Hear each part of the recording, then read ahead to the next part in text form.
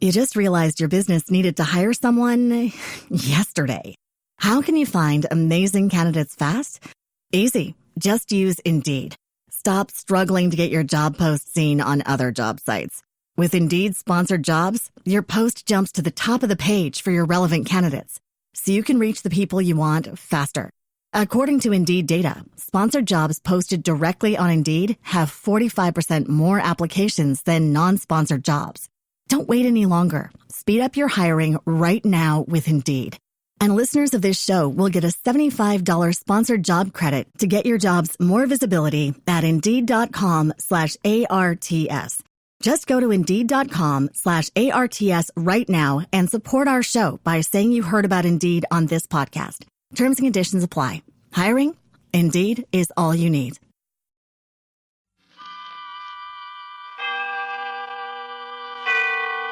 Autolite and its 98,000 dealers bring you Mr. Herbert Marshall in tonight's presentation of Suspense.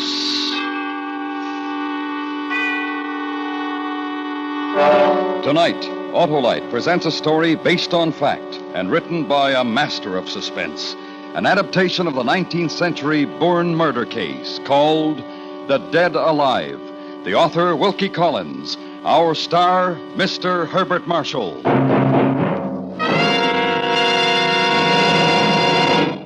Hey, Wilcox, how you hitting them, kiddo? Hello, Stan. How's our bouncing, bantam, and brainy baseball manager? Feeling like a home run, Harlow. Purring along like a set of those Autolite spark plugs of yours. Yeah, couldn't understand you better, Stan. Those ignition-engineered Autolite spark plugs are designed for the smoothest and most economical performance money can buy. Wouldn't use any other, Harlow. They're real major league. Thank you, Stan. Friends, if your car isn't giving you the performance it should, why not have your spark plugs checked by your nearest Autolite spark plug dealer? He's equipped to give you expert cleaning and adjustment. And if those spark plugs are worn or need replacing, he'll install a set of famous ignition-engineered Autolite spark plugs, either standard or resistor type. To quickly locate your Autolite spark plug dealer, phone Western Union by number and ask for Operator 25. And remember, from bumper to tail light, you're always right with Autolite. And now, Autolite presents The Dead Alive, starring Mr. Herbert Marshall, hoping once again to keep you in suspense.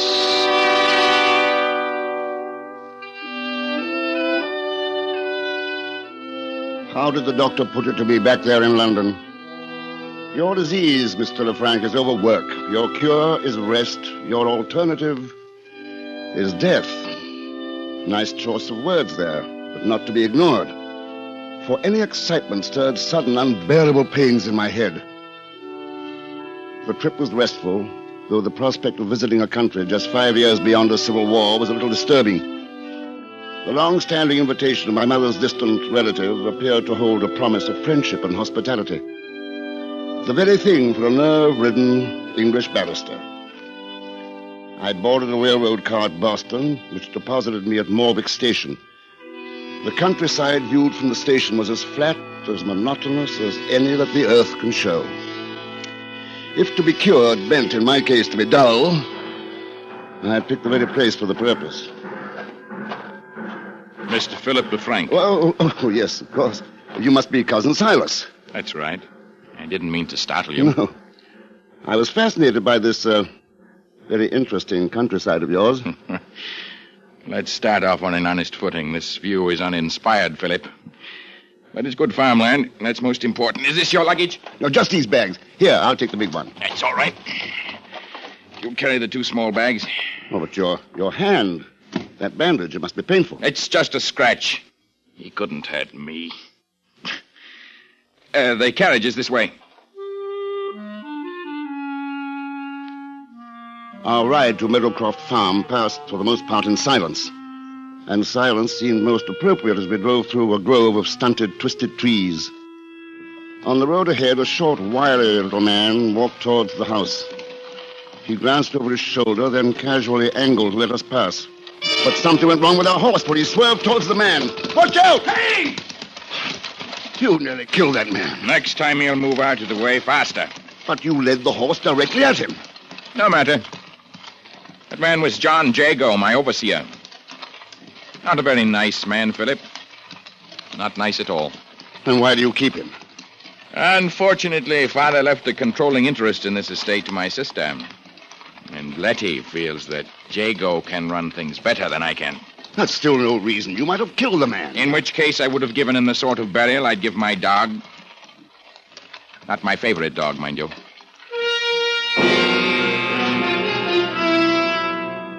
A gray house, like a huge toad, squatted massively at the end of the road. 3 barking hounds chased our carriage up to the front porch. My cousin sent them scampering as we dismounted. A melancholy, middle-aged woman without visible attraction of any sort waited for us in the hallway. Cousin Philip, I trust the Lord sent you an easy voyage. A delightful voyage, Cousin Letty. It's very good of you to have me. Thank my father, rest his soul.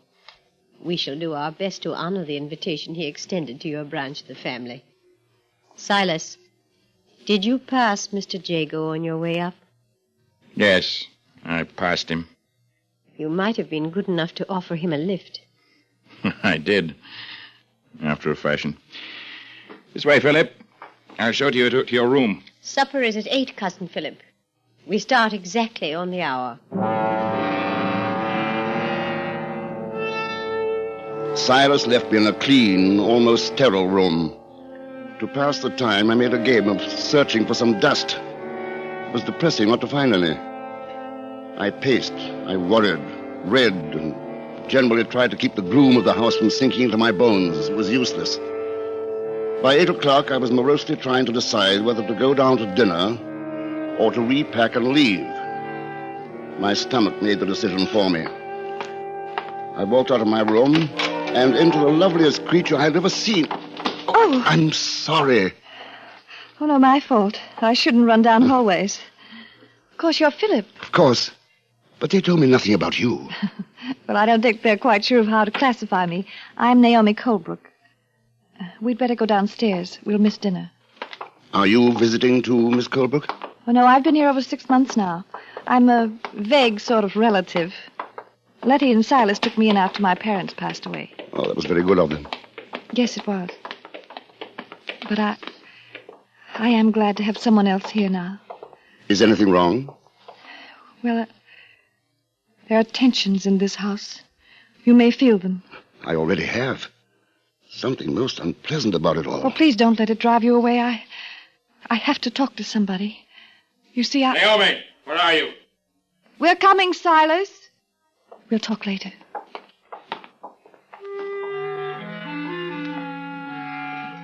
Dinner started off as a quiet affair. Naomi, Silas, Letty, and myself were there, of course. The 5th person was John Jago, the fellow we'd almost run down. He acknowledged the introduction to me, then lapsed into silence.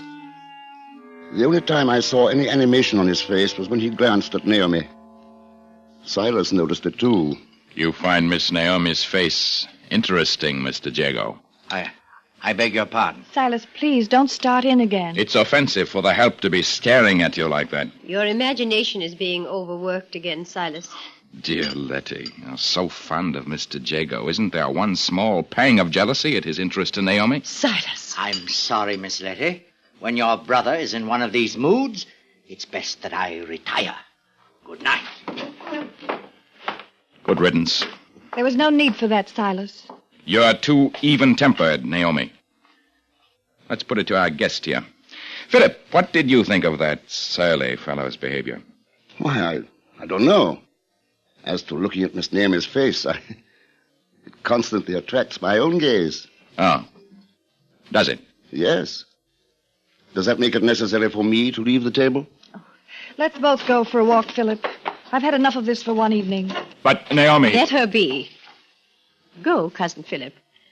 I wish to talk to my brother alone.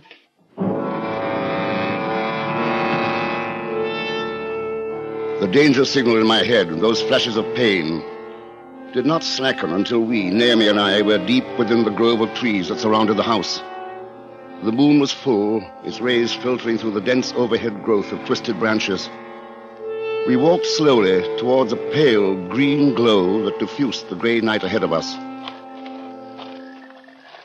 What's wrong? Philip, your face is... It's passing. Pain. The doctor warned me to avoid excitement. Silas starts up with everyone. And he turns his anger upon poor Mr. Jago. Yes, they had a terrible fight the other day. Mr. Jago had to use a knife to defend himself. He won't bother me. I'm not too sure. He was furious with you at dinner. I refuse to allow anybody to interfere with the pleasure I take from your company. But, what's causing that green mist ahead? Oh, that's a natural lime kiln. They say it's been burning for centuries.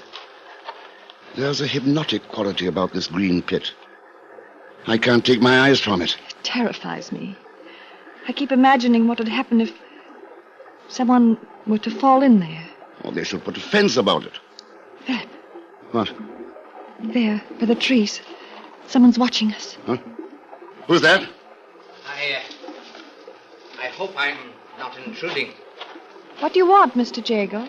I don't wish to disturb you or this gentleman, but I must speak to you, Miss Naomi, in private. This is hardly the manner to approach, eavesdropping from behind a tree. Oh, no, sir. I've just been walking through this grove and came upon you, but I must talk to this lady. We won't it hold until tomorrow? It would be a great kindness on your part, a very great kindness if you'll let me speak before I rest tonight. Very well. We'll go back to the house. Not the house, miss. Why not? There are eyes and ears in the house, and footsteps so soft that no person can hear them. Then we'll speak here, where we can see all about us. Sir, if you don't mind. I don't want to leave you here, Naomi. Oh, I'll be quite all right, Philip. Mr. Jago will see me back to the house. You know best. Good night, then. Good night, and thank you.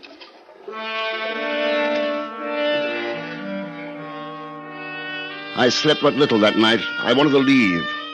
Get away from that wretched house. But the idea of leaving Naomi there all alone was unthinkable.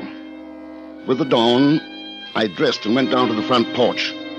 An angry sight met my eyes. Silas, holding his walking stick like a bludgeon and waving it at Jago, while the little overseer crouched before him like a snarling gamecock, the wicked blade of his knife flashing in the light. Stay back, I warn you. You warn me. I told you to stay away from her. She's not my style, Mr. Silas. You impudent beggar! Keep back! I've set my mark on you once. I may do it a second time. I'll crush your skull! Stop that! Here, Silas, give me that cane. Let me go! I said, give it to me. You meddling fool. He's gotten away. Just as well. He handled that knife with some knowledge. You wouldn't have fared well in that fight. You think not? You're your cousin, Philip. May I have my stick now? If you must have it. Here. Thank you. Now I'd like to walk through the grove. You just realized your business needed to hire someone yesterday. How can you find amazing candidates fast? Easy. Just use Indeed. Stop struggling to get your job post seen on other job sites. With Indeed sponsored jobs, your post jumps to the top of the page for your relevant candidates, so you can reach the people you want faster. According to Indeed data, sponsored jobs posted directly on Indeed have 45% more applications than non-sponsored jobs. Don't wait any longer. Speed up your hiring right now with Indeed. And listeners of this show will get a $75 sponsored job credit to get your jobs more visibility at Indeed.com/ARTS. Just go to Indeed.com/ARTS right now and support our show by saying you heard about Indeed on this podcast. Terms and conditions apply. Hiring? Indeed is all you need. Bugs crashing your pack's party? Whether they've got paws or sneakers, your pack deserves a home that's protected from pests. That's where Wondercide comes in. Plant-powered protection made with steam-distilled natural essential oils that actually work. It kills and repels fleas, ticks, mosquitoes, and ants without questionable ingredients or overpowering smells. Safe to use around kids and pets when used as directed. Lab-proven to work fast. And proudly made in the USA. We offer sprays for pets, people, homes, and yards. Plus, spot-on treatments, collars, and even shampoos. Whatever your pack needs, we've got it covered. Founded by a pet parent looking for a better way to protect her dog Luna, Wondercide's now protected over 21 million lives and counting. You might have even seen us on Shark Tank. Go to Wonderside.com and use code WONDER20 for 20% off your first order. That's WONDER20 at Wonderside.com. Wonderside. Protect your pack with plant-powered Wonderside today. Unless you have some objection. So you insist on following him? We will finish this now, Jago and I. And this is a warning to you, Cousin Philip. Leave Naomi alone, or you may have some of the same.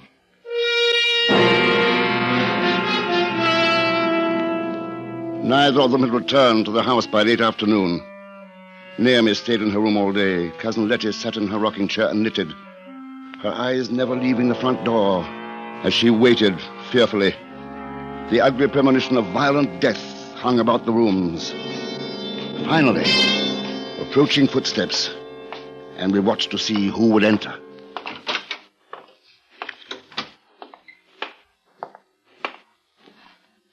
Silas, where is Mr. Jago? I believe we've seen the last of that one. Did you? You haven't brought your walking stick? No. But don't fear, Cousin Philip. I have another. Should you want to take a stroll through the grove?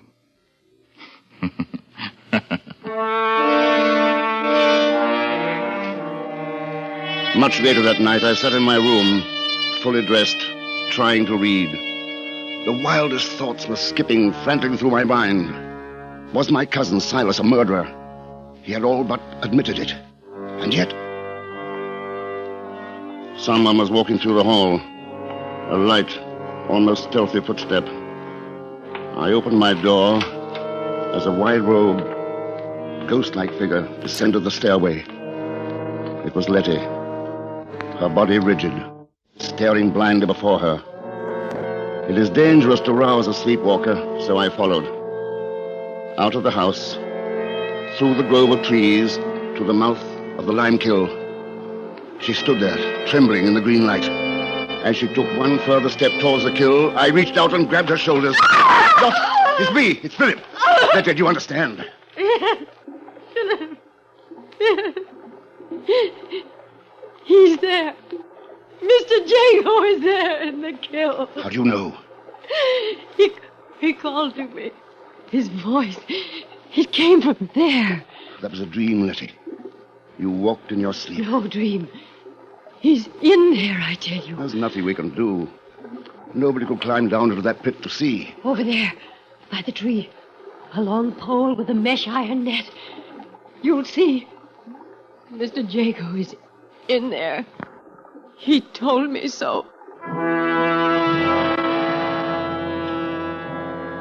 And in the black of that night, I set about the macabre task of fishing the kill. Within the hour, I had brought up a partially burned walking stick, Jago's knife, and a small heap of charred bones.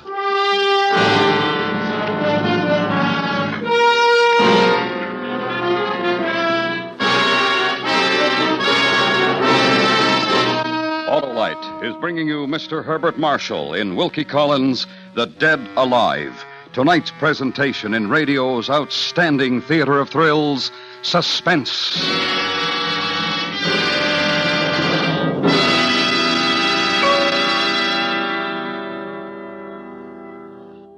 Hey, Harlow, you know I signed a whole new team. Yeah? Stan, who are they? Why, a set of those Autolite resistor-type spark plugs, of course.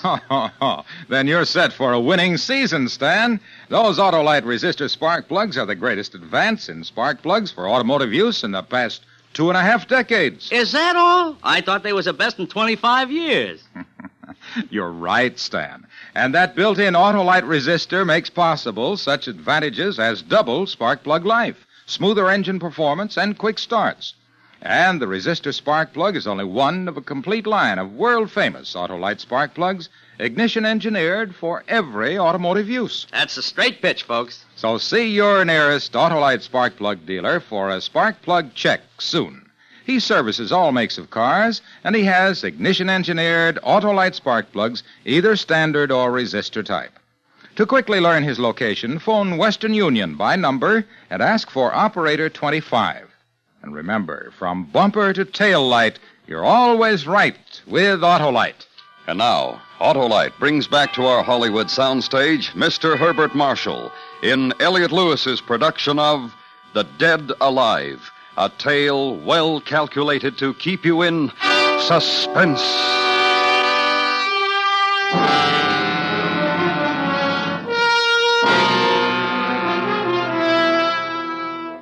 On the parlor table were lying the walking stick, the knife, and the charred bones of John Jago.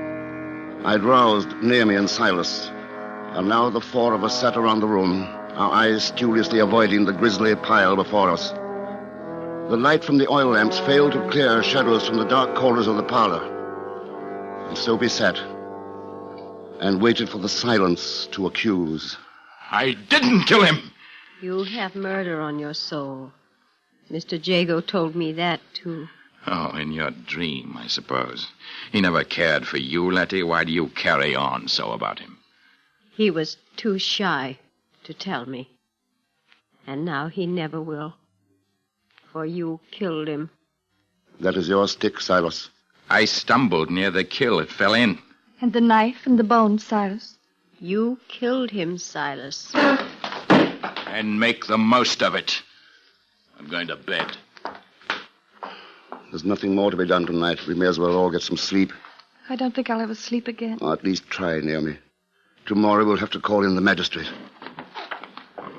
Aren't you coming, Letty? Oh, I'll stay here. With Mr. Jago. Letty, please. No. Leave her, Naomi. Come. Oh, Philip, why did it happen? You probably know best of all. I know nothing. No? What did Jago say to you the other night in the garden? The police will want to know. We'd been talking. I don't recall about what. Suddenly, he seemed to go mad. Mad? In what way? He fell on his knees. He kissed my gown, my hand. He cried that he was in love with me. Poor fellow. I imagine you told him it was impossible? He wanted me to marry him. Of course it was impossible. Silas must have found it out. That could explain the why of this murder. Well, I can't stay here anymore. Nor can I. Tomorrow we'll move into town until the police clear us. And then... What then, Philip? Oh. Good Lord, what's that? Oh, don't leave me. Well, it's too late to catch whoever that was. Someone overheard us. Yes, someone. Here, get into your room, bolt your door, and don't open it for anyone. You hear? Philip, I'm so afraid. Truthfully, darling, so am I.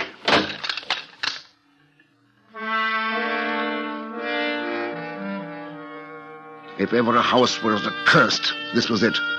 With madness or worse, mocking from every crevice and corner.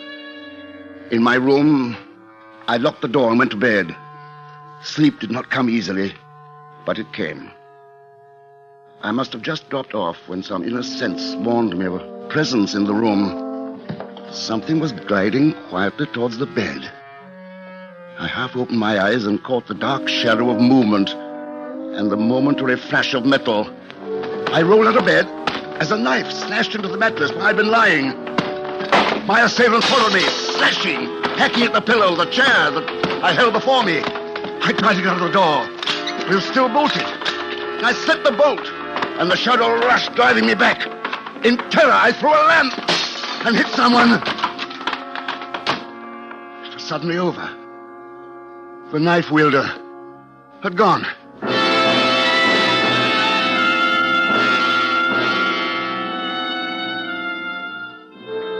I fired a lamp, then stood, staring at the butcher knife that lay on the floor. My being revolted in fear and anger. I was sick. Sick of this house, of my cousins, sick of waiting to be struck down in the dark. Get up, Silas. Who's there? Stop pretending you're asleep. Philip, the devil's the matter with you? Naomi wouldn't have had you under any circumstances.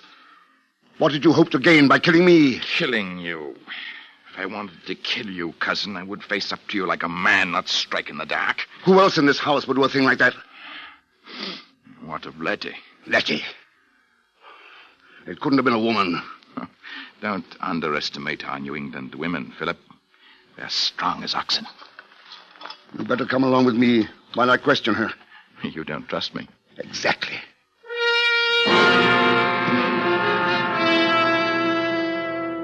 Letty was still in the parlor, staring at the bones of her dead lover, sitting stoically in her chair. Something had changed her, though. There was an ecstatic look about her, and for the moment her face was almost pretty.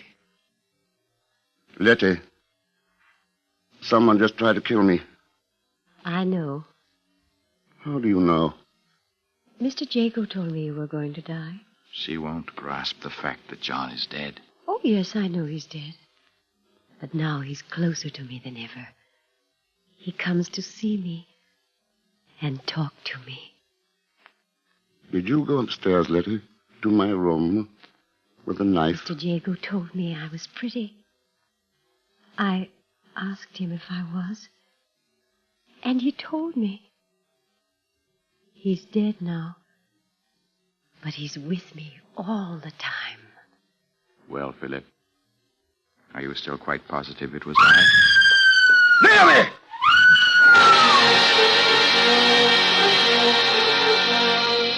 I ran up the stairs, Silas at my heels. A nagging, insane thought kept tugging at my brain. Letty, Silas, and myself, we'd been together in the parlor. Then who was it?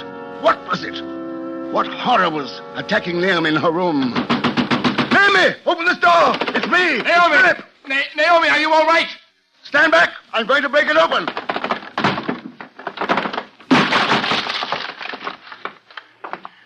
She's not here. The window's been smashed. There's nobody in the yard. Look, over through the grove, the branches swaying. Something's moving through there. That one again! But who? Or what? Silas, can your dogs track? Of course, they're hunting dogs. Bring them around and put them on the scent. Whatever that thing is, it has Naomi.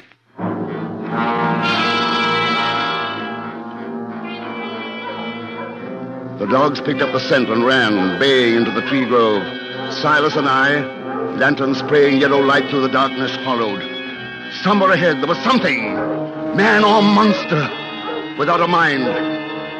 Suddenly, at the lime kiln, the dogs stopped howling. We saw Naomi, lying by the edge of the pit. I knelt beside her, feeling the life beat feebly through her pulse. And then, another feeling. The air parting behind me, as something crept towards my back. Something poised to push me into the kiln. I turned sharply, and a shadow flowed backwards, crossing to the opposite side of the pit. The green glow stippled around the form of a man. John Jago. Alive. Yes, very much so. Though it would have been nice to have Mr. Silas hanged for my murder. Your plans for me were very much more direct. I would kill for Miss Naomi, not just talk like Mr. Silas. You think she'd ever look to you? Someday, Mr. Silas, with you and your cousin dead. Oh, my, yes. And I would return, feigning loss of memory. It can't work out now, John.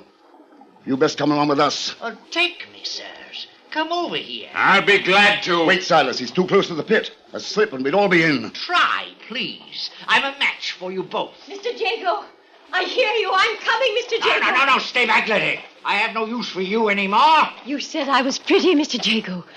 You said that to me. Letty, don't go near him. Keep away, you stupid, ugly woman. No. You didn't say things like that in the lime kiln. In the kiln. Letty! Keep back. Keep back. Mr. Jago! Letty! They're both gone. Poor devils.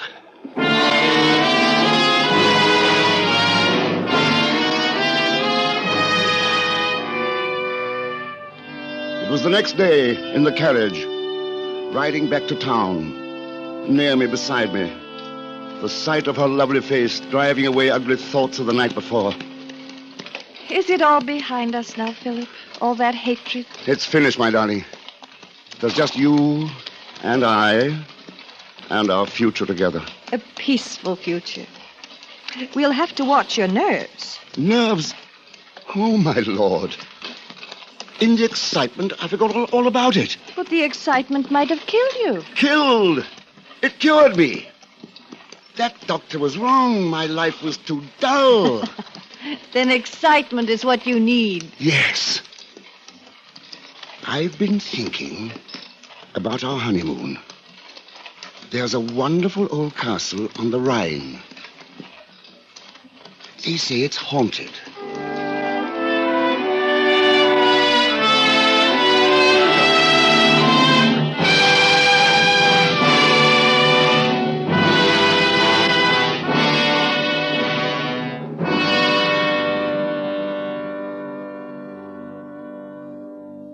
Suspense, presented by Autolite. Tonight's star, Mr. Herbert Marshall. This is Harlow Wilcox again, speaking for Autolite, world's largest independent manufacturer of automotive electrical equipment. Autolite is proud to serve the greatest names in the industry. That's why during these early months of 1953, the Autolite family is again saluting the leading manufacturers who install Autolite products as original equipment. As a climax to this salute series, Autolite will present on both radio and television the Easter Parade of Stars Auto Show from New York's Waldorf Astoria Hotel. Just 4 weeks from tonight, we will bring you the exciting dramatization of the only round-the-world automobile race ever run. The program will star Van Johnson and will originate from the Grand Ballroom of the Waldorf, where the auto show will be in progress. That's Monday, April 6th. And, of course, you're invited to join us next week for our regular Suspense program.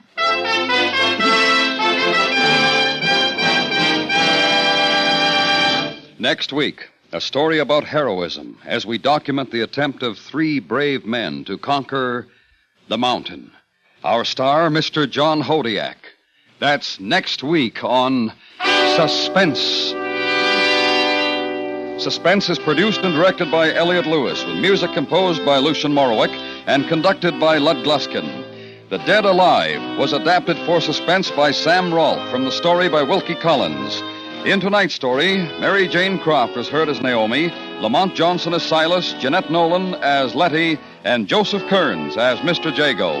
Herbert Marshall can currently be seen in the RKO production Angel Face. This is the CBS Radio Network.